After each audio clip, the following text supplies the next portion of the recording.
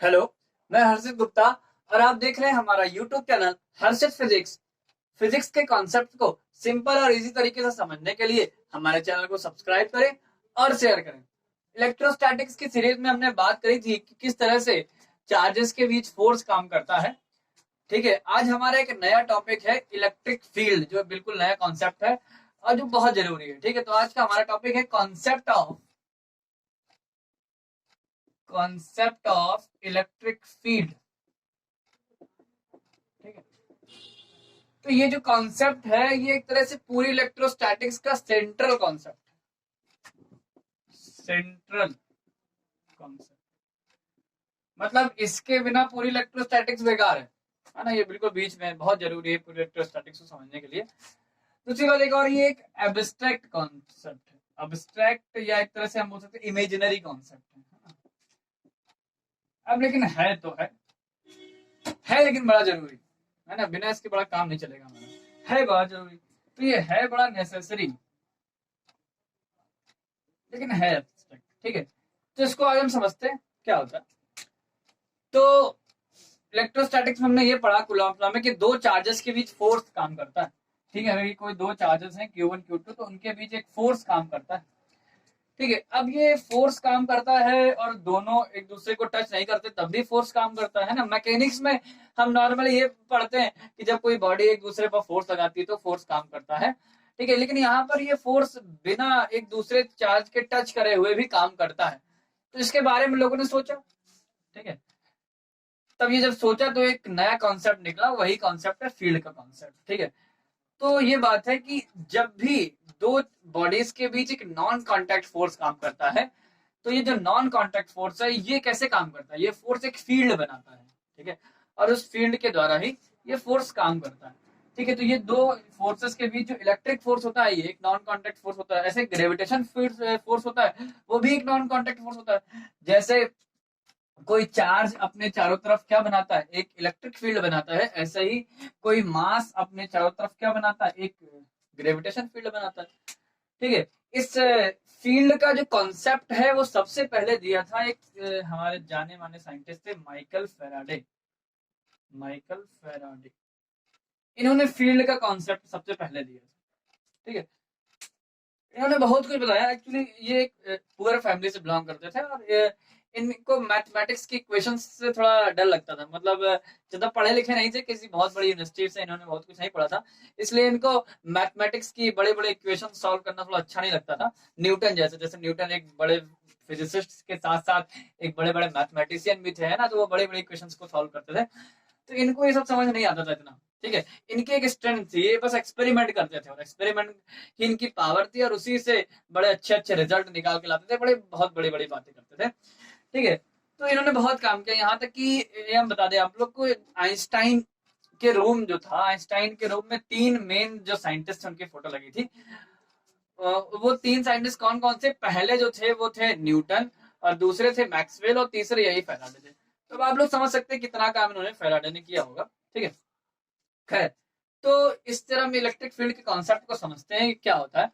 ठीक है, तो थोड़ा बात करते हैं। तो जैसे मान लो ये कोई पॉइंट चार्ज है, ये कोई पॉइंट चार्ज है।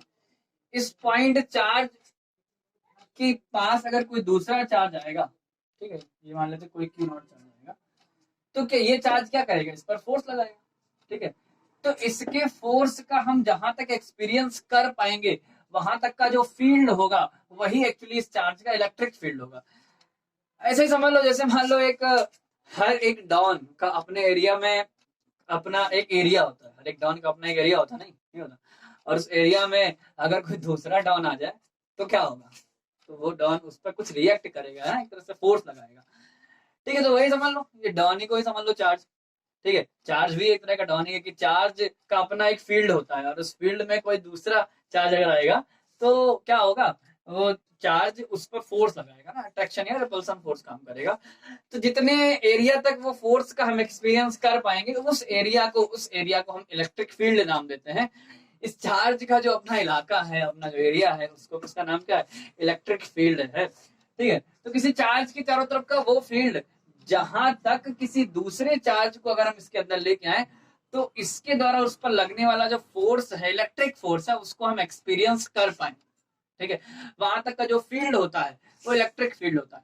ठीक है, जैसे किसी मास के चारों तरफ का वो फील्ड जहां जहां तक उस मास के द्वारा काम करने वाले ग्रेविटेशन फोर्स को हम एक्सपीरियंस कर पाए, वो होता है ग्रेविटेशन फील्ड। बिल्कुल ऐसे ही होता है इलेक्ट्रिक फील्ड, है ना। जैसे अर्थ है हमारी, अब अर्थ के चारों तरफ कुछ दूरी तक क्या है, ग्रेविटेशन फील्ड है, और उस ग्रेविटेशन फील्ड में कोई भी जो बॉडीज हैं उन पर एक ग्रेविटेशन फोर्स काम करता है, हम लोग सब पर एक ग्रेविटेशन फोर्स काम करता है, और उसी के कारण हम क्या आते हैं नीचे, ग्रेविटेशन फोर्स के कारण सब लोग नीचे आते हैं। ठीक है, तो ऐसे ही ये हम लोग कहाँ पर है, ग्रेविटेशन फील्ड में है। ठीक है, और ग्रेविटेशन फील्ड में हम लोग मास, किसी बॉडी मतलब जो मास होता है उस पर फोर्स काम करता है ग्रेविटेशन फील्ड में। ऐसे ही इलेक्ट्रिक फील्ड में किस पर फोर्स काम करता है, इलेक्ट्रिक जो फोर्स है वो किस पर काम करता है, इलेक्ट्रिक फोर्स जो है वो किसी चार्ज पर काम करता है। ठीक है, तो चार्ज, तो बेसिकली इलेक्ट्रिक फील्ड क्या होता है, किसी चार्ज के चारों तरफ का वो फील्ड जहां पर किसी दूसरे चार्ज को लाने पर उसके द्वारा उस पर लगने वाले इलेक्ट्रिक फोर्स का एक्सपीरियंस किया जा सके, ऐसे फील्ड को हम इलेक्ट्रिक फील्ड बोलते हैं।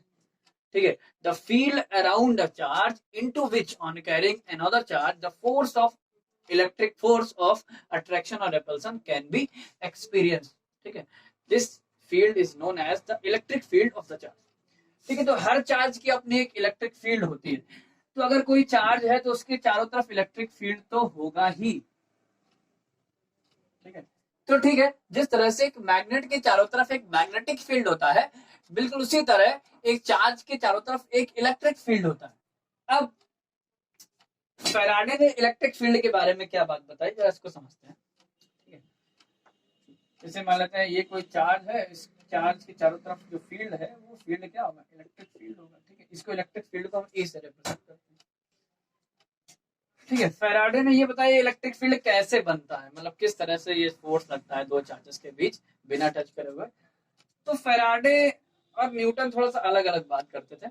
न्यूटन ने जो बोला, जैसे इन्होंने कहा ये दो कोई बॉडीज हैं और अगर ये एक दूसरे पर फोर्स लगा रही बिना टच करे हुए, तो न्यूटन ने कहा था कि इन दोनों को फोर्स लगाने में स्पेस का कोई रोल नहीं है, इसके बीच की जो स्पेस है खाली जगह, इसका कोई रोल नहीं है, ये दोनों डायरेक्टली एक दूसरे पर फोर्स लगाते हैं। ठीक है, लेकिन जो फैराडे ने कहा, उन्होंने ये कहा कि फैराडे ने कहा कि एक्चुअली कोई एक बॉडी, जो एक बॉडी है दूसरे पर अगर फोर्स लगा रही है बिना टच करे हुए, तो ये बॉडी है जो चार्ज है वो क्या करती है, इस स्पेस में कुछ चेंज करती है ना। और ये जो चेंज है वो चेंज जब इस स्पेस के द्वारा स्पेस से होते हुए दूसरी बॉडी पर आता है, तो वो चेंज इस दूसरी वाली बॉडी पर फोर्स लगाता है, दूसरी वाली चार्ज पर फोर्स लगाता है। तो इस तरह से ये फोर्स काम करता है। ठीक है, एक बात और, इस चेंज को इस ऑब्जेक्ट से, इस बॉडी से यहाँ तक पहुंचने में कुछ टाइम भी लग सकता है। ठीक है, इसका मतलब ये कि जरूरी नहीं कि इसके फील्ड से तुरंत फोर्स लगे, है ना। जबकि न्यूटन के हिसाब से तो ये फोर्स दो ऑब्जेक्ट के बीच काम करता है, जैसे ग्रेविटेशन फोर्स काम करता है, जैसे कोई फोर्स काम करता है तो ये तुरंत काम करता है ना। लेकिन फैराडे के हिसाब से इस फोर्स को यहाँ से यहाँ तक काम करने में कुछ टाइम लग सकता है, क्योंकि इस फील्ड को यहाँ से यहाँ तक पहुंचने में, इस चेंज को यहाँ से यहाँ तक पहुंचने में कुछ टाइम लग सकता है। ठीक है, तो फैराडे के अकॉर्डिंग एक्चुअली फील्ड होता क्या है, फील्ड एक मैथमेटिकल फंक्शन होता है जिसकी स्पेस के हर एक पॉइंट पर कोई ना कोई एक पर्टिकुलर वैल्यू होती है। ठीक है, जैसे यहाँ पर अगर कहीं पर फील्ड है तो उस फील्ड में क्या होगा, जो स्पेस होगा, स्पेस के हर एक पॉइंट पर इस फील्ड की कुछ ना कुछ वैल्यू होगी। ठीक है, तो ऐसे यहाँ पर इसको बोलते हैं इलेक्ट्रिक फील्ड। ठीक है, तो इस इलेक्ट्रिक फील्ड को इस तरह से फैराडे ने समझाया। ठीक है, जैसे और भी एग्जांपल की बात करें, जैसे मान लो एक रूम, ये रूम है, इस रूम के हर एक पॉइंट पर एक टेम्परेचर होगा, है ना। तो स्पेस के हर एक पॉइंट पर एक टेम्परेचर की वैल्यू होगी, तो ये टेम्परेचर फील्ड हो गया। जैसे मान लेते हैं एक पाइप में पानी बह रहा है, तो पानी बह रहा है तो उसके पाइप के अंदर हर एक पॉइंट पर पानी की कोई ना कोई वेलोसिटी होगी, तो वो वेलोसिटी फील्ड हो गया। ठीक है, इस तरह से फील्ड का कॉन्सेप्ट होता है। ठीक है, तो स्टार्टिंग में इस कॉन्सेप्ट को जो है लोगों ने कम माना। ठीक है, क्योंकि भाई लोग न्यूटन की बात मानते चले आ रहे थे, ये क्योंकि मैक्सवेल क्या थे, ये जो फैराडे थे, ये थोड़ा सा मैथमेटिक्स इसको कम आती थी, तो ये फंक्शन सॉल्व नहीं कर पाते थे, इक्वेशंस के फॉर्म में इसको नहीं रिप्रेजेंट कर पाए। ठीक है, तो लोगों ने इसकी बात कम मानी, लेकिन फिर ये कि बाद में मैक्सवेल आया और मैक्सवेल ने इसको पूरा मैथमेटिकली शो किया, तब लोगों ने इसकी बात को सही माना, तब ये फील्ड का कॉन्सेप्ट इस तरह से बना, यहीं से फील्ड का कॉन्सेप्ट बन के आया आगे। ठीक है, तो इलेक्ट्रिक फील्ड का सिंपल सा मतलब इतना है, किसी चार्ज के चारों तरफ तरफ का वो फील्ड जहां पर किसी दूसरे चार्ज, जहां तक हम किसी दूसरे चार्ज पर लगने वाले फोर्स को एक्सपीरियंस कर पाए, ऐसे फील्ड को हम इलेक्ट्रिक फील्ड बोलते हैं। ठीक है, तो ये बात है। तो हर एक चार्ज के चारों तरफ एक इलेक्ट्रिक फील्ड तो होता ही है। ठीक है, तो ये मान लेते हैं कोई चार्ज है और इसका अपना चारों तरफ एक फील्ड होगा। ठीक है, और इस फील्ड के अंदर अगर कोई दूसरा चार्ज आएगा, मान लो क्यू नॉट, तो इस पर लगने वाले फोर्स को हम एक्सपीरियंस कर पाएंगे। अच्छा, अब एक बात और करें कि ये चार्ज कितनी दूर चला जाए कि इसके द्वारा इस पर कोई फोर्स ना लगे। अगर कोई ये पूछे तो ये दोनों पॉइंट चार्ज अगर हम कूलॉम्स लॉ यूज करें, F equal to 1/4 pi epsilon nought Q into Q nought upon R square, तो भाई देखा तो ये जाए कि जब R की वैल्यू इन्फिनिटी हो जाए, R की वैल्यू इन्फिनिटी हो जाएगी, तब F की वैल्यू 0 हो जाएगी। इसका मतलब ये चाहे जितनी दूर चला जाए, है ना, चाहे जितनी दूर चला जाए, फोर्स तो काम करेगा ही भाई। डिस्टेंस बढ़ती जाएगी तो ये फोर्स कम होता जाएगा, है ना। ये फोर्स तो 0 जब होगा जब R इन्फिनिटी हो जाएगा, और इन्फिनिटी का मतलब इन्फिनिटी कुछ होता है क्या? ठीक है, तो एक्चुअली में जो इलेक्ट्रिक फील्ड का कॉन्सेप्ट है वो इमेजिनरी कॉन्सेप्ट है ना। दूसरी बात ये कि किसी चार्ज के चारों तरफ इन्फिनिटी तक इलेक्ट्रिक फील्ड होता है। ठीक है, इन्फिनिटी तक।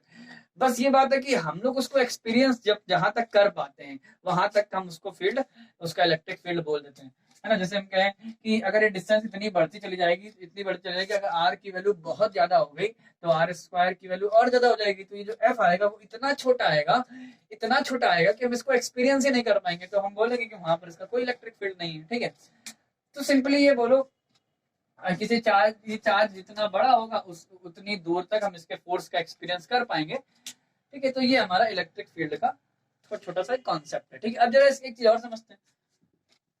अब किसी चार्ज के चारों तरफ इलेक्ट्रिक फील्ड तो होता ही है। ठीक है, अब जरा इसको और समझते हैं। ठीक है, तो ये होता है हमारा इलेक्ट्रिक फील्ड का कॉन्सेप्ट।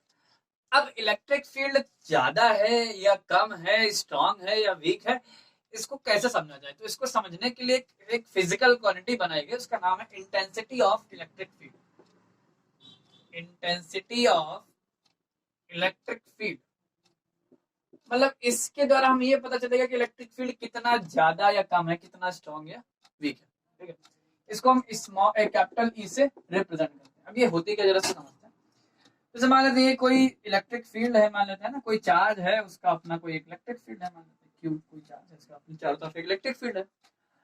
अब इसका इलेक्ट्रिक फील्ड ज्यादा है कि कम है, तो हम कैसे समझेंगे? तो हम किसी चार्ज को इसके अंदर लेके आएंगे, और अगर फोर्स ज्यादा लग रहा होगा इसका मतलब फील्ड ज्यादा है, स्ट्रॉन्ग फोर्स फील्ड है।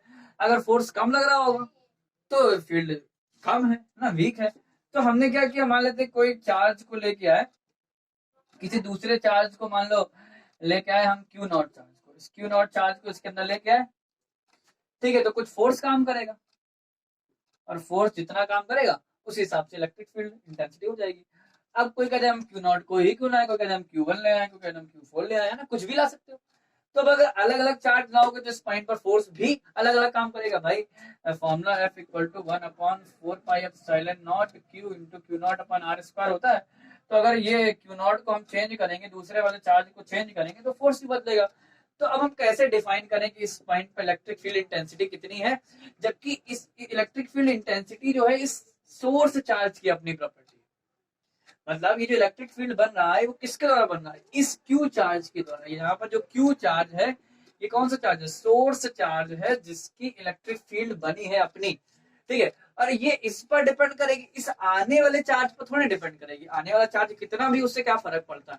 ठीक है, तो बात ये कि अगर ये जो हम चार्ज इलेक्ट्रिक फील्ड के अंदर ला रहे हैं टेस्ट करने के लिए, कितनी इलेक्ट्रिक फील्ड, अगर ये बदलते जाएं तो इस पॉइंट पर फोर्स भी बदलता रहेगा, और फोर्स बदलता रहेगा तो हम इस पॉइंट पर डिफाइन कैसे कर पाएंगे कि इलेक्ट्रिक फील्ड कितना है ना। तो इसके लिए एक स्टैंडर्ड बनाया गया कि ऐसा करते हैं कि हम 1 कूलम चार्ज को लेके आते हैं, यूनिट चार्ज को, हम यूनिट चार्ज को इलेक्ट्रिक फील्ड के अंदर किसी पॉइंट तक लेके आएंगे, और फिर उस पर जितना फोर्स काम कर रहा होगा उसी फोर्स को हम क्या बोलेंगे, उस पॉइंट पर इलेक्ट्रिक फील्ड इंटेंसिटी।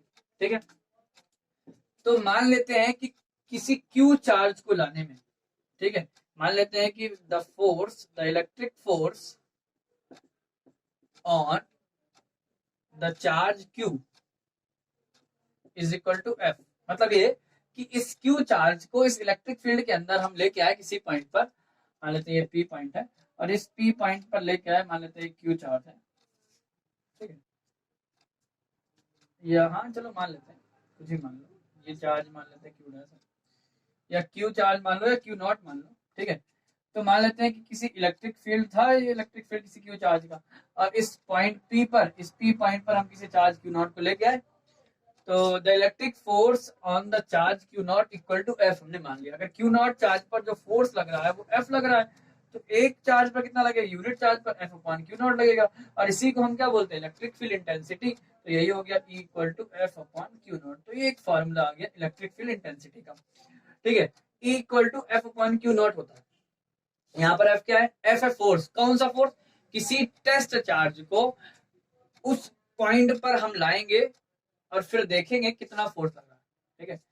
तो किसी टेस्ट चार्ज को किसी इलेक्ट्रिक फील्ड में लाने पर जो उस पर फोर्स लगेगा वो F है, और जो Q नॉट क्या है, Q नॉट वो टेस्ट चार्ज है जिस चार्ज को हम लेके आए हैं, सोर्स चार्ज नहीं है, इसमें सोर्स चार्ज नहीं है।